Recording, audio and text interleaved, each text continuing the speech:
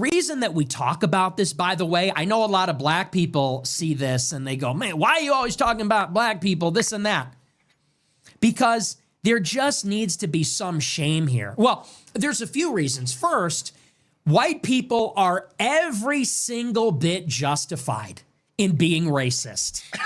Every single bit justified, to the extent that that means going out of your way to avoid black people when you see them.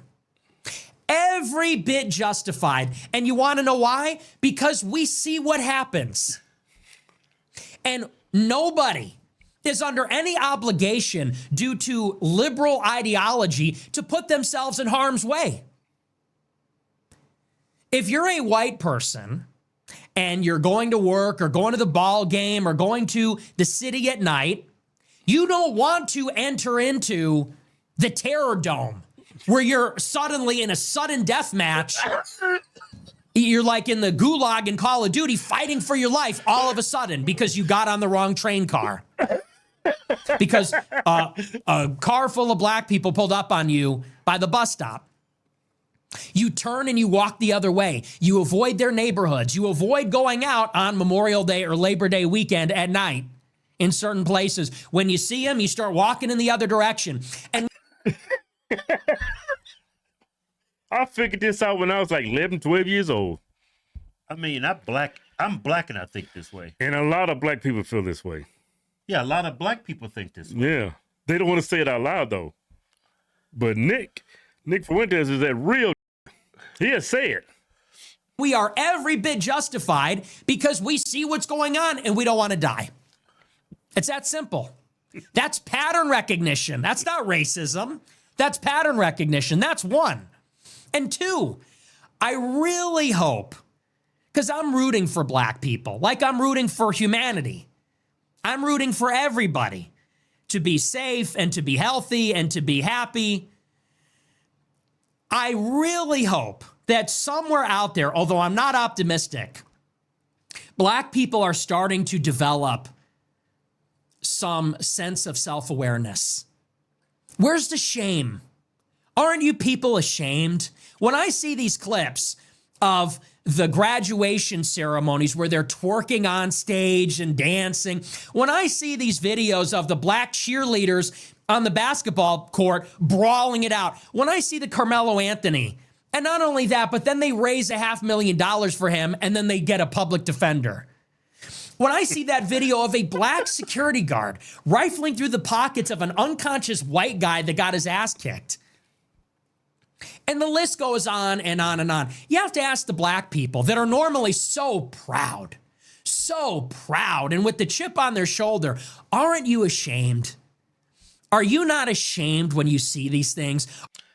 They're not ashamed. They rationalize and say, you know what, we've been through hell in this country for hundreds of whatever to say. Because of this country's systemically racist past, they will justify the things that they do. And that's why they do the things that they do. Yeah. But which is totally wrong, by the way. Yeah, which none of us have experienced 400 years of oppression.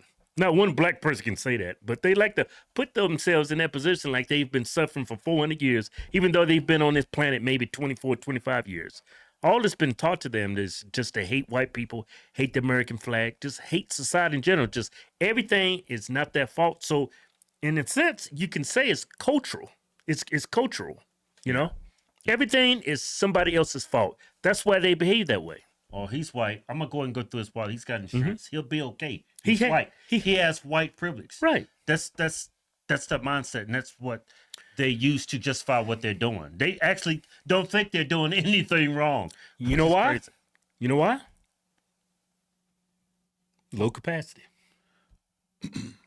Some of it, Kevin, but Keith, yeah, some of it, yeah, but if somebody tells you it's okay to go through that man's pants after he get the shit kicked out of him because he's white, would you do that?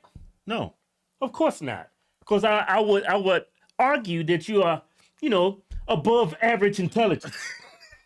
The people that's doing that, they are below average intelligence. Yeah. Are there any black people that see this and have the slightest lick of self-awareness, of common sense, of decency to say, Are you not ashamed to see these scenes play out over and over again? Where's the accountability? And this is where that word fatigue comes in. We're just tired of seeing it. You see these clips, and you know every race of person, maybe except for most blacks, white, Chinese, Indian, Hispanic, and even liberals see these clips, and they say, are you surprised? They shake their heads. They say, yep. Usual suspects. You have to think people who vote for Democrats, Yeah, progressives, they they have black fatigue, but they won't come out and say it. But then we'll call it out because we're black, and it should be a position, me being a black man, hey, I'm trying to help uplift the black community, but no, they call you a sellout. Why is that, Keith? Why would they call you a sellout if you're trying to help black people? Kevin, I think they've been brainwashed. I don't think it's low capacity. I think it's below average intelligence. I think it's brainwashing. No, man, can't nobody be that brainwashed. It's brainwashing. That's brainwashing? Yeah, they brainwashed with some Clorox. Well, why haven't we been brainwashed? God, I guess. They say, yep, that's about right. Are you not ashamed? And when are black people going to turn that around? Never. I'm so sick of, and I think all of society is sick of, hearing about all these excuses. And even the conservative blacks will give them, like Jason Whitlock is a perfect example. When I gave a similar monologue about Austin Metcalf and Carmelo Anthony, Jason Whitlock, who's a black conservative at the Blaze, said that this is a demonic sentiment. He said the problem is a lack of Christianity or something or other. The problem is a lack of accountability. Pose it. It's lack of a soul. Yeah. I don't need Christianity to make me feel to do good things. Yeah, they don't have a conscience. Hell, look at half the Christians just, condoning what's going on overseas in these wars. Yeah, in Israel.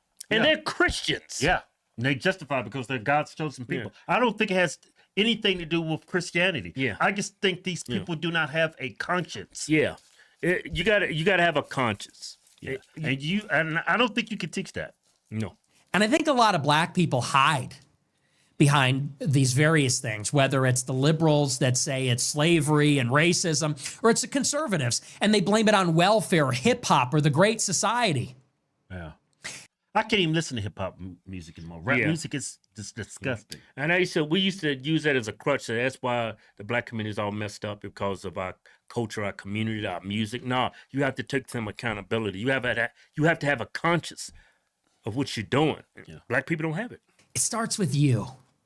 It starts with every individual black person making choices, like we all do. No, who's raising these fucking people? Who's raising these people? It's other black people.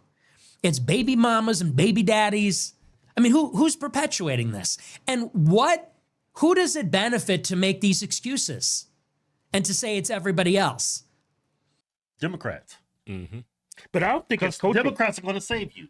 I don't think it's cultural just because the music we listen to is... Yeah, I know. White people don't fall for it. Yeah, I get it. Yeah. Just black people. Why so I see this stuff and look, yeah, we are going to call it out. We, the Americans, we the white people of America, we the peaceful, law-abiding, tax-paying people of America are saying, hey, blacks, get your shit together.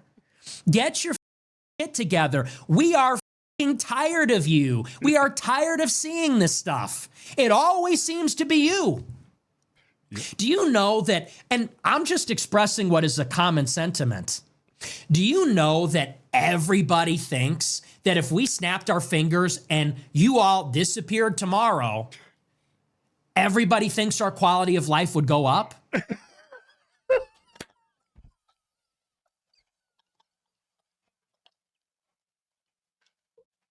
Yeah, it would definitely go up. Definitely.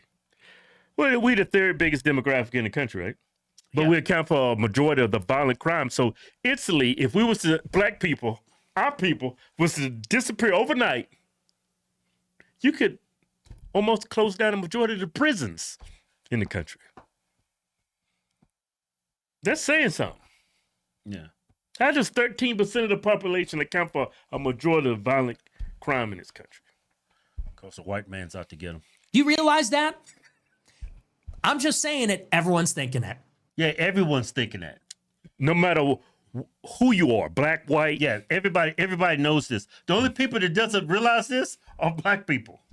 Why is that? When we Keith? think of what's wrong with Chicago, it's like utopia. Chicago's like a utopia. Beautiful riverfront, beautiful lakefront, concerts in the park, ball games in the park, beautiful architecture, the best food. You know what the one problem is with Chicago that's driving the businesses out of the Magnificent Mile? You know what the one problem is that's making the public transit unusable? You know what the one problem is that's driving richer residents from the city? It's the crime. It's the chaos. It's the violence. And you know what demographic is almost exclusively responsible for it? It's you. It's black people. Yep. Everyone's thinking that. Everyone's fucking sick of it. And the way that society is going, stuff is too expensive. Wages are too low. Housing is too expensive. We work too hard to then spend our hard-earned money to go to Lollapalooza, spend our hard-earned money for a fun weekend in the city. God knows how expensive it is to eat out nowadays or to take an Uber. And then to constantly have to be worrying about this. God knows how expensive it is to afford to live in a nice city like New York or Chicago. And then to have to put up with that. Yeah, perfect example, Cincinnati, what happened downtown, those people. People are, I think, now too broke to be woke. People are too broke, work too hard to be dealing with this kind of stuff and hear BLM and to hear these excuses about slavery and racism and the white privilege. It's enough. So the shame will continue. The shaming of the black community in America will continue until it improves. Yes, we will shake our heads. We will exchange that knowing glance. We will make that face. We will comment. Well. We will name and shame. We will turn and walk away. We will move to neighborhoods where you are not until it improves. And you can deal with each other. Brandon Johnson and the teachers union and all these thugs and opportunists, Jason Whitlock, all the wokesters, everyone making excuses. You can all live in Wakanda. You can keep all that black excellence for yourself. We're good. And you know what? I'm rooting for you. I'm praying for you. I hope you figure it out for your sake, for our sake, but we're done. And how long before a U.S. presidential candidate gets up and identifies the problem? Because the second that candidate comes up, that person's going to win in a landslide. Think so? Should, huh? Well, Trump's pretty much said he's going to be tough on crime, but he's not calling out or singled out a demographic of people. Right. Yeah. He said whoever does that first is going to win in a landslide. Yeah, like Reagan Mondale, probably. Because we're sick of it. We want our lives back. We want our cities back. We don't want to feel anxious all the time. We don't want to feel afraid all the time. We don't want to live in fear that we're going to wake up and someone's going to steal our car and then we might get in trouble if we respond in the wrong way. Or we're going to be on a subway and get a knife pulled on us and we're going to get ordered to the ground for defending ourselves. It's insane. It's utterly insane, and we all know what's going on.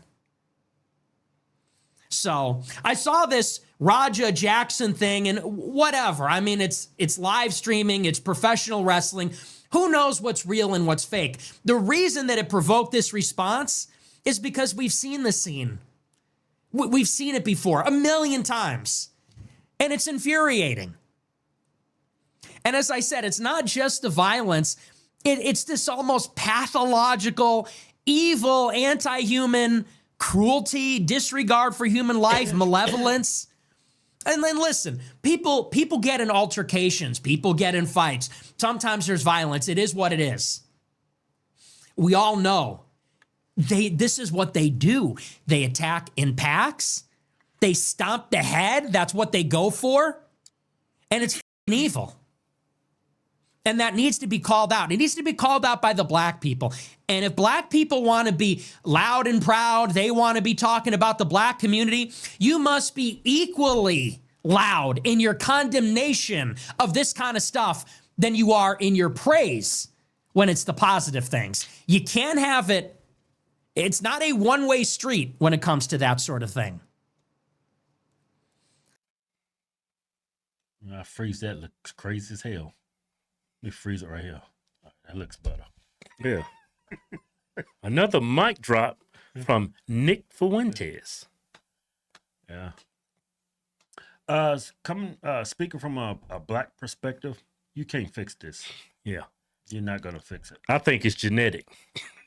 I think it's hardwired in our DNA. Well, okay, I think it's brainwashing. You got to have a brain to watch, Keith. I don't think there's a brain there to watch. I think it's brainwashing. Because me and you was kind of caught up in it stuff when I was younger. Yeah, but we figured it out, though. Yeah, yeah. What age did we figure that out at? Early 20s. Well, I knew it was something up with us, our people, when I was 12, 13. Well, Yeah, when we was 12, 13 years old. But I used to play the race card when I was younger. Yeah. Like the white man's out to get me. But as I got older and matured, I'd seen that that's not the case. That's systemically white racist. So we was afflicted by that. Yeah. But we see grown black men in their 50s, 60s still think that way. Well, it's called brainwash. No, man. That's called lack of a moral compass and a conscience. Yeah.